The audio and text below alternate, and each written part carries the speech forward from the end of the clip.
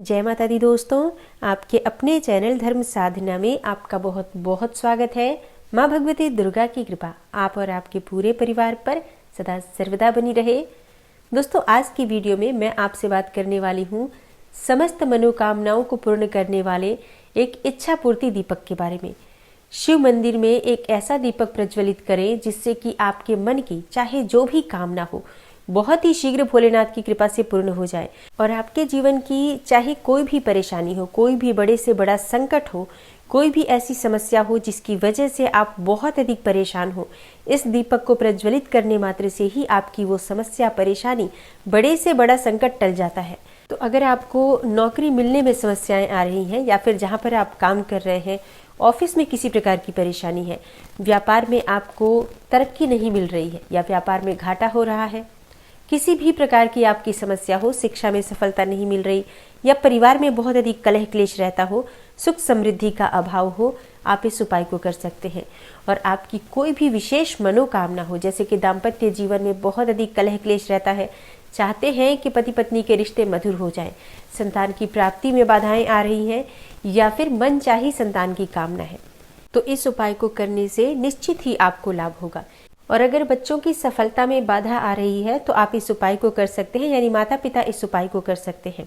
जैसे कि बच्चों को शिक्षा में सफलता नहीं मिल रही या करियर में सफलता नहीं मिल रही है, तो आप इस उपाय को बच्चों के लिए यानी बच्चों के जीवन में सफलता प्राप्ति की कामना से कर सकते हैं। और अगर बेटा या बेटी विवाह के योग्य हो गए हैं और उनकी विवाह में बहुत अधिक बाधाएं आ रही हैं, तो भी माता पिता इस उपाय को कर सकते हैं, चाहे तो बच्चों से भी करवा सकते हैं। मतलब किसी भी कामना से अगर आप ये उपाय करेंगे, निश्चित ही वो आपकी कामना भगवान भोलेनाथ की कृपा से पूर्ण होगी। पूरे विश्वास के साथ महादेव की शरण में जब हम जाते हैं तो हमारे मन की चाहे जो भी कामना हो, एक छोटे से उपाय से भी वो पूर्ण हो जाती है। और कितना भी बड़ा संकट हो, महादेव की कृपा अगर प्राप्त हो जाती है तो वो संकट टलते देर नहीं लगती है। तो पूरी श्रद्धा भाव से हमें भगवान की शरण में जाना चाहिए। महादेव तो देवों के देव है, समस्त प्रकार की विघ्न बाधाएं दूर करने वाले हैं और समस्त प्रकार की कामनाओं को पूर्ण करने वाले हैं। तो सोमवार की शाम को अगर आप शिव मंदिर में मात्र एक दीपक प्रज्वलित करते हैं तो आपके मन की समस्त कामनाएं पूर्ण होती हैं।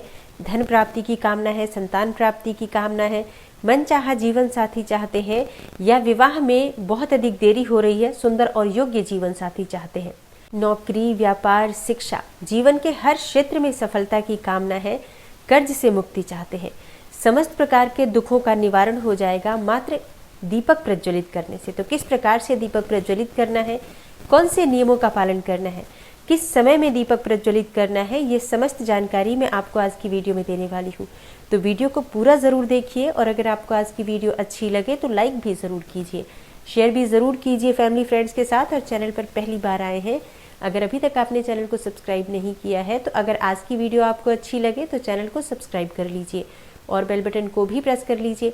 इससे ये होगा कि इस चैनल पर जो नई वीडियो अपलोड होंगी उनकी नोटिफिकेशन आपको सही समय पर प्राप्त हो जाएगी। और अब जानते हैं कि किस समय ये उपाय आपको करना है, किस समय आपको दीपक प्रज्वलित करना है। देखिए, भगवान भोलेनाथ की पूजा में जो सबसे महत्वपूर्ण समय होता है प्रदोष काल का समय होता है। प्रदोष काल के समय में भगवान से की गई पूजा, प्रार्थना और कोई भी अपनी मनोकामना बहुत शीघ्र पूर्ण हो जाती है। इसलिए प्रदोष काल का समय बहुत ही महत्वपूर्ण होता है भगवान भोलेनाथ की पूजा में। तो प्रदोष काल का जो समय होता है शाम के समय यानी संध्या काल का समय, सूर्यास्त से 45 मिनट पहले और 45 मिनट बाद का जो समय होता है वो प्रदोष काल कहलाता है। तो इसी समय में, जो समय हमारे घर में संध्या वंदन का समय होता है, हमें मंदिर जाना है। लेकिन मंदिर जाने से पहले अपने घर में एक दीपक जरूर प्रज्वलित कीजिए जो आपके घर के मंदिर में होता है।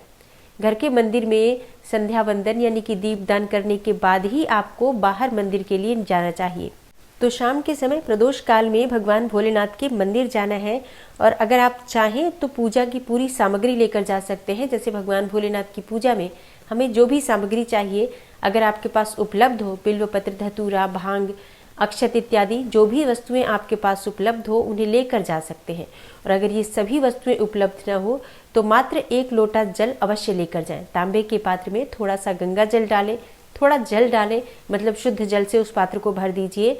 और घर से ही आपको जल लेकर जाना है, इस बात का ध्यान रखें क्योंकि कई बार बहुत से लोगों का कहना होता है कि मंदिर में जल की सुविधा उपलब्ध है, तो हम घर से खाली पात्र लेकर जाते हैं और जल मंदिर से ही लेकर शिवलिंग पर अर्पित कर देते हैं। ऐसा भूल कर भी नहीं करना चाहिए। घर से हमेशा जल लेकर ही मंदिर जाना चाहिए। आपके घर का जल, आपके घर से जो जल लेकर आप जाते हैं, समस्त प्रकार की समस्याओं का निवारण कर देता है। अगर आपके घर में पितृदोष है, नकारात्मक ऊर्जा है, किसी के किए कराए तंत्र मंत्र का प्रभाव है, अगर आप घर से जल ले जाकर भगवान भोलेनाथ पर अर्पित करते हैं तो ये समस्त प्रकार के दुष्प्रभाव जिसकी वजह से आपके जीवन में परेशानियां बनी हुई हैं वो दूर हो जाते हैं। इसलिए जब भी शिवालय जाएं, घर से जल लेकर जाएं। तो ताम्र पात्र में आपको जल लेकर जाना है। अगर बाकी वस्तुएं आपके पास उपलब्ध हैं तो अवश्य लेकर जाएं। सफेद पुष्प अगर आपके पास उपलब्ध हो तो वो जरूर लेकर जाना चाहिए, जैसे कि आंकड़े का फूल मिल जाए या फिर धतूरे का या कोई और भी पुष्प अगर आपको सफेद रंग का मिल जाता है तो जरूर ले जाकर आज भोलेनाथ को अर्पित करना चाहिए। जलाभिषेक करने के बाद आप पुष्प अर्पित करें। जो भी सामग्री आप भोलेनाथ को अर्पित करने के लिए यानी पूजा के लिए लेकर गए हैं, उन सभी सामग्रियों से भगवान भोलेनाथ की पूजा कीजिए। और सभी वस्तुएं अर्पित करने के बाद शिवलिंग पर आपको 2 लौंग अर्पित करनी है। फूल वाली लौंग होनी चाहिए। वो दोनों लौंग आप भगवान भोलेनाथ को अर्पित करते समय अपने मन की कामना कहें। इसके बाद भगवान भोलेनाथ के मंदिर में आपको एक दीपक प्रज्वलित करना है। दीपक कौन सा होना चाहिए? आटे का दीपक अगर आप बना पाते हैं तो अत्यंत ही श्रेष्ठ है। आटे का दीपक अगर नहीं बना पाते हैं तो आप मिट्टी का दीपक भी प्रयोग कर सकते हैं। मिट्टी का दीपक नया होना चाहिए, यानी कि पहले का प्रयोग किया हुआ दीपक नहीं होना चाहिए। बस इस बात का ध्यान रखें। दीपक में क्या डालें, शुद्ध घी या तिल के तेल? देखिए, ये आपकी उपलब्धता पर निर्भर करता है। आप चाहें तो शुद्ध घी का भी दीपक प्रज्वलित कर सकते हैं, और अगर शुद्ध घी ना हो तो ऐसे में आप तिल तेल का भी प्रयोग कर सकते हैं, लेकिन सरसों का तेल नहीं होना चाहिए। बस इस बात का ध्यान रखें। तो शिवलिंग के समक्ष आपको एक दीपक प्रज्वलित करना है। तिल तेल या शुद्ध घी जो भी आपके पास उपलब्ध है, दीपक प्रज्वलित कीजिए। दीपक प्रज्वलित करने के बाद इस दीपक में आपको 2 लौंग डालना है। देखिए, लौंग का प्रयोग करने से मनोकामना बहुत शीघ्र पूर्ण हो जाती है।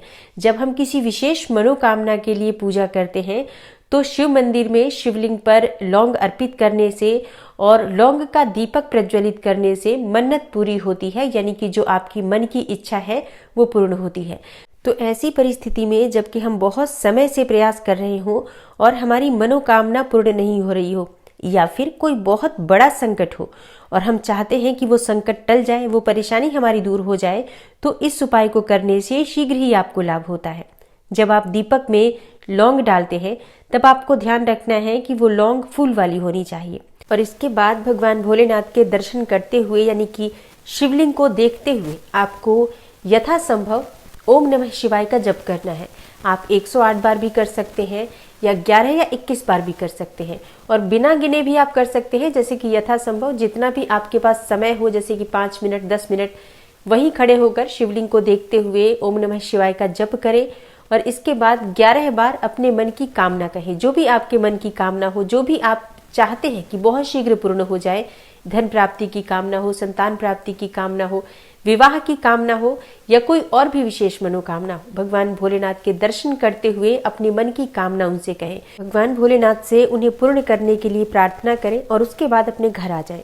ये उपाय आपको हर सोमवार को करना है। मात्र 11 सोमवार अगर इस प्रकार से आप उपाय करते हैं, निश्चित ही भगवान भोलेनाथ की कृपा से आपकी कामना पूर्ण होती है। आपकी कोई भी मनोकामना हो, उसके शीघ्र ही पूर्ण होने के आसार आपको स्वतः ही नजर आने लग जाएंगे। और बहुत ही आसान उपाय है ये। सोमवार की शाम को आपको शिवलिंग का अभिषेक करना है। अभिषेक के बाद आपको 2 लौंग शिवलिंग पर अर्पित करनी है, एक दीपक प्रज्वलित करना है। दीपक में भी आपको 2 लौंग डालनी है। शिवलिंग की तरफ देखते हुए यथासंभव जितना भी आपके पास समय हो, जितनी भी आपकी इच्छा हो, ओम नमः शिवाय का जप करें। उसके बाद 11 बार अपनी मन की कामना कहें। और ये उपाय आपको कब तक करना है? देखिए, वैसे तो 11 सोमवार में ही आपकी जो कामना है वो पूर्ण हो जाएगी, लेकिन अगर इतने सोमवार में आपकी इच्छा पूर्ण नहीं होती है, कोई बहुत बड़ी कामना है, तो आप चाहे तो आगे तक, यानी कि जब तक आपकी कामना पूर्ण नहीं होती है तब तक आप इस उपाय को कर सकते हैं। और हाँ, मन में किसी भी प्रकार का संशय न रखें, क्योंकि आप शिवालय जा रहे हैं तो आपकी कामना अवश्य पूर्ण होगी। हो सकता है थोड़ा समय लग जाए, लेकिन मन की इच्छा जो भी हो, भगवान भोलेनाथ उसे अवश्य पूर्ण करेंगे।